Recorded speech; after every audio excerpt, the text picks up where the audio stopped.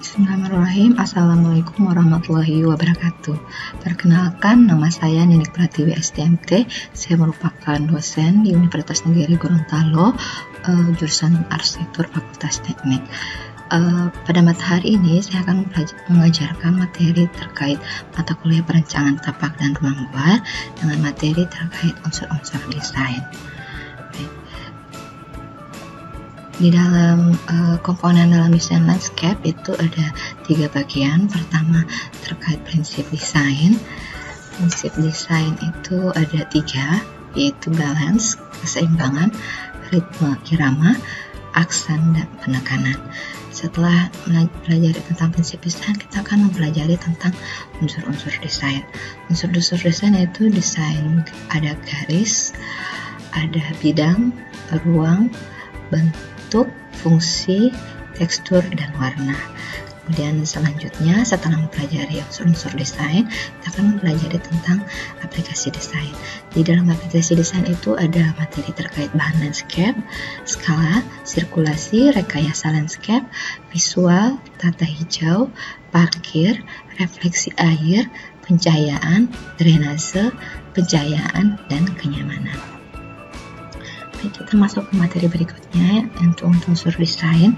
Ya, unsur-unsur desain itu kalau saya bagi itu ada garis, bidang, ruang, bentuk, fungsi, tekstur, dan warna. Garis sendiri terbagi atas 4, yaitu garis vertikal, horizontal, diagonal, dan lengkung. Kemudian bidang, yaitu ada bidang alas, ada pembatas atau dinding, kemudian ada atap. Setelah itu ada terkait ruang. Setelah ruang akan mempelajari tentang bentuk, fungsi, tekstur, dan warna. Bentuk dan fungsi ini ada 3 poin, yaitu tentang bentuk yang teratur, kemudian lengkung, dan tidak teratur. Begitupun tekstur, ada tekstur yang halus dan kasar. Kalau warna itu ada 3, yaitu hue, saturation, and value. Ya, kita masuk materi pemahaman tentang pertama, yaitu tentang garis. Ya, apa sih itu garis? Garis itu merupakan susunan beribu-ribu titik yang berhimpitan sehingga membentuk suatu coretan. Nah, tipe garis tadi seperti sudah dipaparkan di awal bahwa ada garis vertikal. Nah, contohnya di sini ada gambar-gambar dari tegakan pohon pinang seperti ini. Kemudian ada contoh lainnya, ada tiang listrik, tiang lampu, ada cerobong asap, dan benda-benda yang berdiri tegak meninggi. Kesan dari garis vertikal ini yakni cenderung menunjukkan ketinggian, tegak, dan gagah, namun dia agak kaku, formal, tegas, serius, dan tidak santai. Unsur-unsur desain yang kedua terkait garis, yaitu garis horizontal. Garis horizontal ini memberikan aksentuasi terhadap dimensi yang mengakibatkan perasaan lebih lebar, santai, dan tenang. Kesan ini juga menimbulkan ruangan merasa bertambah lebar, membesar, meluas, dan melapang. Ini adalah contoh dari gambar elemen horizontal dari tangga-tangga ini. Setelah belajar tentang horizontal, kemudian sekarang kita belajar tentang garis diagonal. Kalau karakter garis diagonal itu dinamis atau seolah-olah bergerak, bergegas, tidak tenang, kemudian mendekatkan jarak, dan sensasional, kemudian santai. Biasanya digunakan atau dimanfaatkan sebagai daya tarik visual. Contohnya yaitu seperti jalanan seperti ini, di padang bunga. Dia membentuk elemen garis horizontal agar kesannya lebih relaksasi, lebih santai, dan seterusnya. Setelah mempelajari itu, kita masuk ke garis lengkung. Nah, garis lengkung ini contohnya seperti ini. Ada watak garis ini umumnya dinamis, riang, lembut, menarik, dan memberi pengaruh gembira. Banyak dipakai untuk membentuk ruang-ruang pada suatu daerah rekreasi, misalnya tempat permainan anak atau waterboom dan sebagainya. Contohnya pada gambar di samping ini contohnya di taman. setelah kita mempelajari garis, kita sekarang mempelajari tentang bidang. Jadi apa sih itu bidang? Ya, kalau tadi garis adalah kumpulan titik, sekarang kalau bidang adalah susunan beribu-ribu garis yang apabila disatukan dan dipadatkan akan membentuk sebuah bidang. Contohnya seperti ini, seperti kotak, lingkaran, segitiga, dan seterusnya. Nah, apabila kita tinjau dari segi fisik, bidang itu ada seperti ini, ada bidang seperti kaca dari transparan, kemudian ada dari yang padat, jadi ada yang transparan, ada yang padat atau tidak transparan. Kemudian permukaan bidang macam-macam, ada yang halus, ada yang kasar, ada yang sedang, kemudian ada yang bertekstur sangat kasar. Fungsi bidang dalam arsitektur landscape ini itu tentu saja bidang dari kumpulan beberapa bidang itu nanti membentuk ruang. Kalau bidang ini tadi terdiri dari 3, yaitu bidang alas, bidang dinding, dan bidang atap. Kalau gambar seperti bidang alas, dinding, dan atap. Nah, lanjut materi berikutnya, ya, bidang alas. Bidang alas atau dasar permukaan tanah. Contohnya rumput, pasir, dan seterusnya. Kemudian bidang dinding, kalau secara makro dinding itu contohnya susunan bukit atau bangunan-bangunan tinggi atau bangunan high rise. Kalau skala mikro atau skala kecilnya seperti komposisi tanaman, pasangan batu bata, dan lain sebagainya. Nah, sekarang ke bidang atap.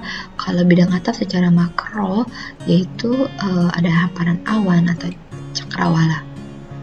Kemudian mikro ada tajuk pohon, atap pergola, atau mungkin atap rumah kita ya. Nah, masuk ke materi terkait berikutnya. Bidang itu tadi memberikan peranan sebagai pembatas. Misalnya pembatas, dia mengarahkan untuk memberikan arah dan suasana. Dia juga sebagai penerang, misalnya ketika kita menambahkan elemen lampu di situ. Kemudian selain itu fungsinya yang lainnya yaitu sebagai pengontrol dan penutup.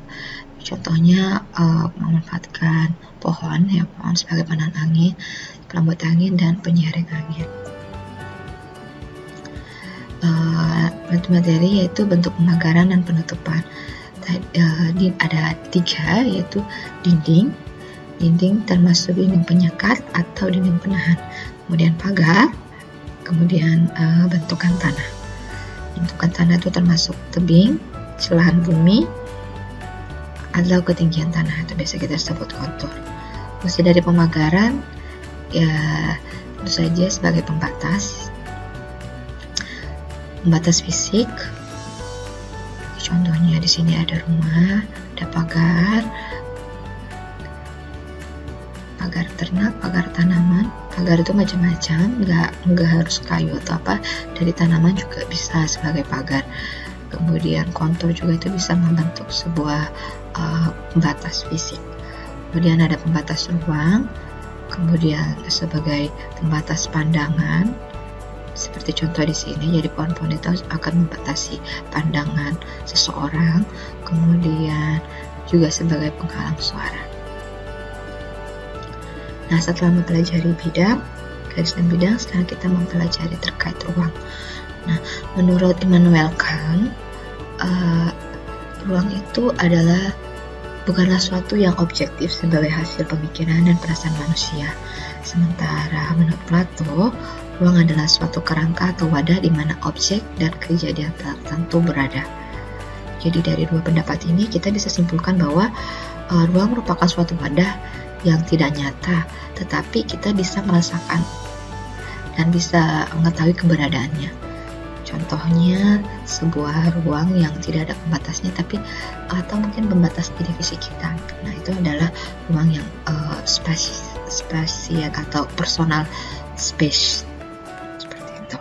Kemudian lanjut ke komponen pembentuk ruang. Komponen pembentuk ruang itu ada lantainya ada terdiri dari bahan yang keras, contohnya di sini batu. Kemudian ada bahan lunak, contohnya di sini rumput-rumput. Nah, perbedaan ketinggian seperti gambar di samping, seperti gambar ini, akan membentuk suatu bidang lantai yang membentuk kesanan fusi ruang yang baru tanpa mengganggu hubungan ruang visual antara ruang-ruang tersebut. Jadi satu bidang lantai ini dia akan membentuk suatu bidang tersendiri. Jadi seperti kita kadang duduk di sebuah amphitheater misalnya, kemudian kita duduk di tangga-tangga itu seperti undakan seperti ini. Jadi itu sudah membentuk suatu ruangan sendiri yang tanpa harus ada dinding secara nyata, tapi itu sudah membentuk sebuah bidang atau ruang. Nah, pada ruang luar yang luas, perbedaan tinggi lantai pada sebagian bidang dapat mengurangi rasa monoton dan menciptakan ruang yang besar. Contohnya, saya ambil sebuah mall di Makassar. Nah, dari bidang ruang tadi itu ada dinding tadi lantai, kemudian sekarang dinding. Dinding itu bisa dinding masif, contohnya seperti kumpulan batu bata yang terasa, atau dinding bangunan atau tembok pasangan batu bata kayu untuk ruangan.